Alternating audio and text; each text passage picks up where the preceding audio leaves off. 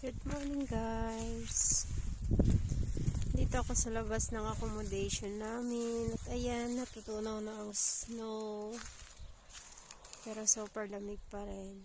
Medyo boring lang ako. Kaya since nung Friday night bumagsak ang snow, kumapal-kapal, kaya hindi kami makalabas. Ngayon lang ako lumabas. Sunday ng tanghali after lunch kasi medyo natutunaw na siya. Pero super lamig pa rin. So ayan ang paligid dito sa amin. Ganito lang kami dito pag walang pasok. Dito lang sa loob ng compound. So ayan guys, super boring. Malayo kami sa city.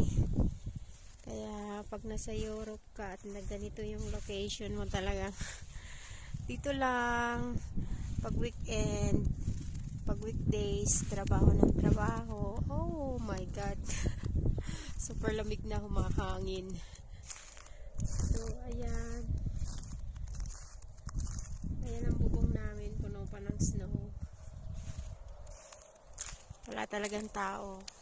Ganito kami dito sa lugar namin. Masyadong boring. Hindi ka pwedeng mamasyal dahil super lamig at malayo kami sa city. So ayan ang paligid namin. Ang hirap maglakad dun sa labas kasi madulas yung yung ice na natutunaw. Kasi nasubukan ko ng madulas kaya ayoko lang lumabas. Dito lang ako sa loob ng compound namin, paikot-ikot, kain, tulog. Bukas aarangkada na naman kami sa aming trabaho. So ayan guys, happy Three Kings everyone. Thank you for watching and have a good day. God bless everyone.